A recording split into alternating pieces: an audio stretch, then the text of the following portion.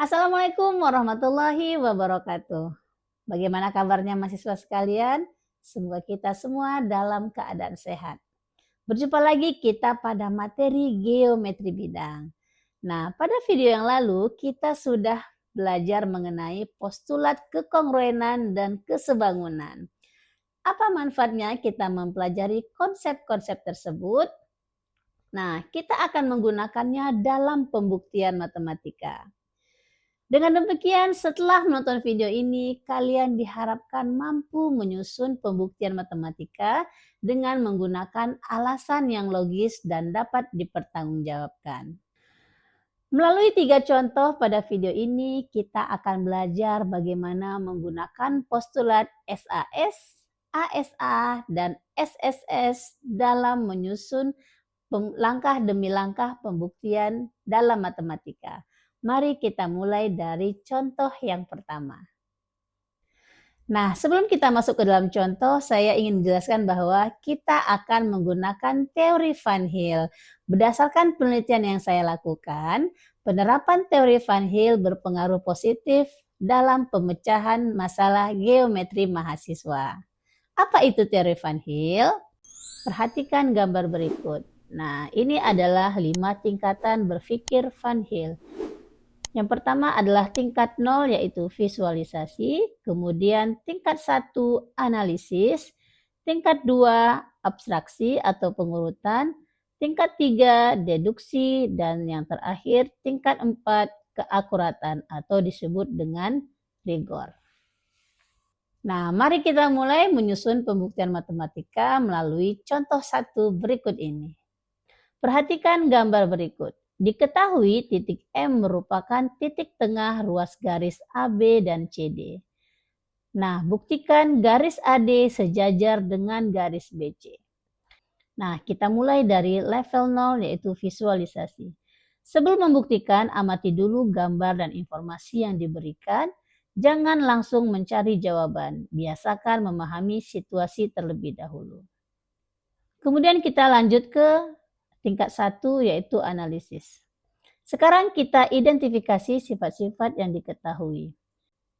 Karena M adalah titik tengah AB, maka AM sama dengan MB. Karena M juga titik tengah CD, maka CM sama dengan MD. Selanjutnya, dua garis yang berpotongan membentuk sudut bertolak belakang, sehingga sudut AMD sama dengan sudut BMC. Sekarang kita sudah memiliki dua sisi yang sama panjang dan satu sudut yang sama besar. Kita ke tingkat berikutnya yaitu tingkat 2 deduksi informal. Coba perhatikan ketiga informasi tersebut. Menurut kalian postulat apa yang tepat digunakan?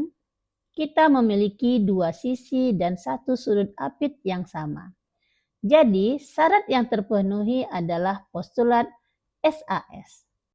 Nah, kita ke tingkat berikutnya yaitu deduksi. Karena syarat SAS terpenuhi, maka segitiga AMD kongruen dengan segitiga BMC. Selanjutnya, berdasarkan akibat kekongruenan tadi, diperoleh sudut MAD sama dengan sudut MBC. Kedua sudut tersebut merupakan sudut dalam berseberangan.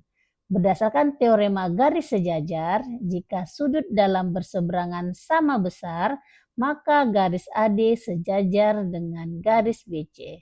Nah, sampai di sini pembuktian selesai. Nah, kita ke tingkat berikutnya yaitu rigor. Mari kita simpulkan. Kita mulai dengan mengamati gambar, kemudian menemukan sifat-sifat geometri, memilih postulat SAS, kemudian menyusun pembuktian, dan memperoleh kesimpulan. Inilah pola berpikir deduktif yang akan kita gunakan pada contoh berikutnya.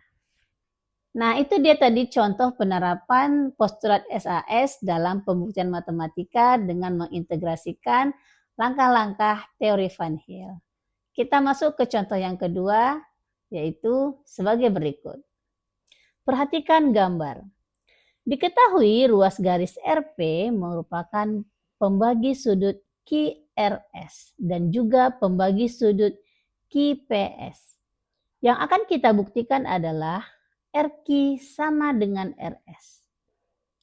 Mari kita mulai dari langkah 0 atau tingkat 0 yaitu visualisasi. Sebelum membuktikan, amati terlebih dahulu gambar dan informasi yang diberikan. Kenali objek-objek geometri yang ada dan pahami apa yang diketahui. Sekarang kita ke tingkatan berikutnya yaitu analisis.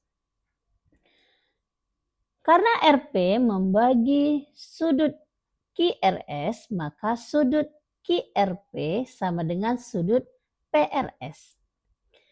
Selanjutnya, karena RP juga membagi sudut QPS, maka sudut QPR sama dengan besar sudut RPS.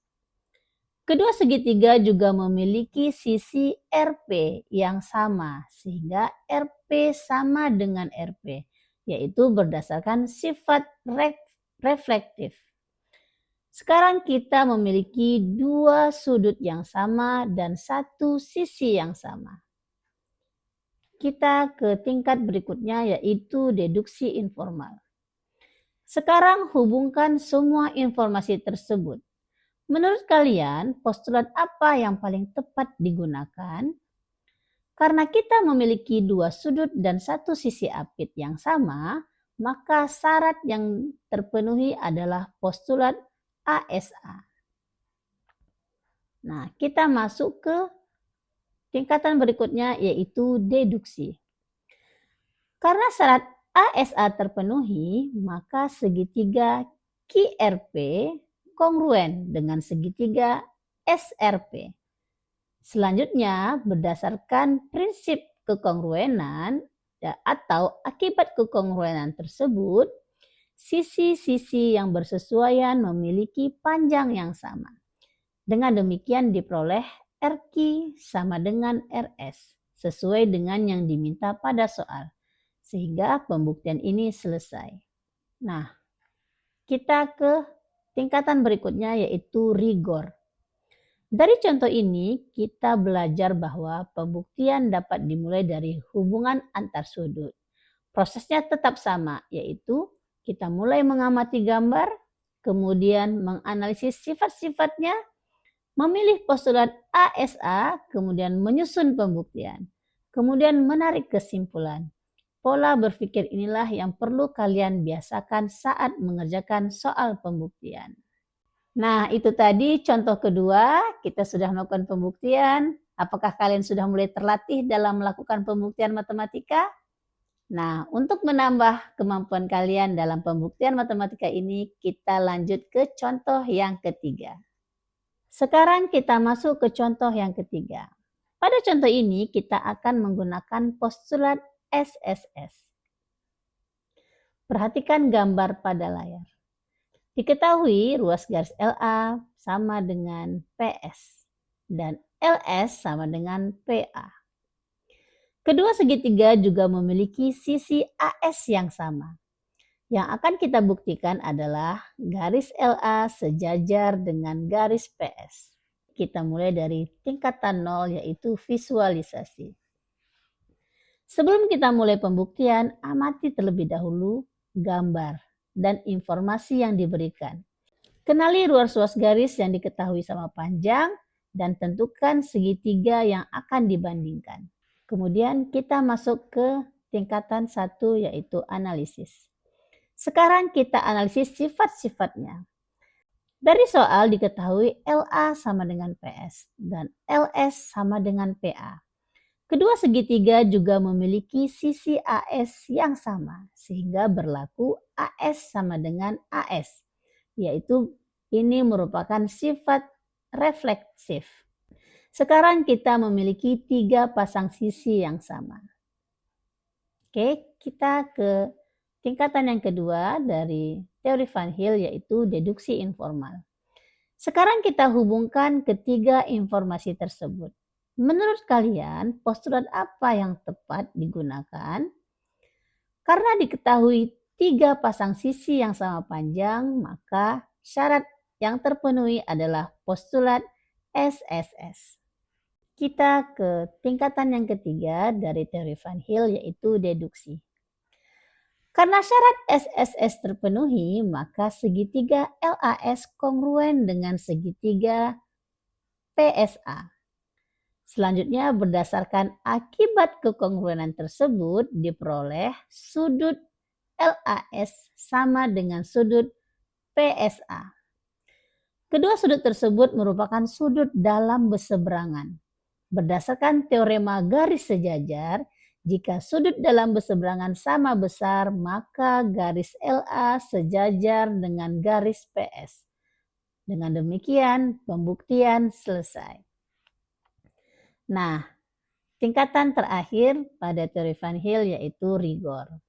Dari contoh ini kita belajar bahwa pembuktian tidak selalu dimulai dari informasi tentang sudut. 3 pasang sisi yang sama panjang juga dapat digunakan untuk membuktikan 2 segitiga kongruen. Proses berpikirnya tetap sama, yaitu mengamati gambar, kemudian menganalisis sifat-sifatnya, memilih postulat SSS, kemudian menyusun pembuktian, lalu menarik kesimpulan secara logis. Nah, itu tadi kita sudah berlatih bagaimana menyusun pembuktian matematika dengan menggunakan postulat kekongruenan dan mengintegrasikan langkah-langkah berpikir teori Van Hill. Nah, tidak terasa kita sudah sampai pada tahap akhir pembelajaran pada hari ini. Kita sudah melakukan rangkaian pembuktian matematika dengan menggunakan langkah-langkah yang runut dan memberikan alasan yang logis dan dapat dipertanggungjawabkan. Saya berharap kalian masih bersedia untuk mengulang-ulang materi ini dan mengerjakan beberapa contoh yang ada di buku terkait dengan pembuktian matematika dengan menggunakan postulat kekongruenan. Nah, pada video berikutnya kita akan membahas mengenai penerapan kekongruenan dan kesebangunan ini pada konteks budaya agar kita tahu bahwa konsep kekongruenan dan kesebangunan itu sangat dekat dengan kehidupan kita sehari-hari. Terima kasih sudah menonton video ini. Tetap semangat belajar. Sampai berjumpa kembali. Assalamualaikum warahmatullahi wabarakatuh.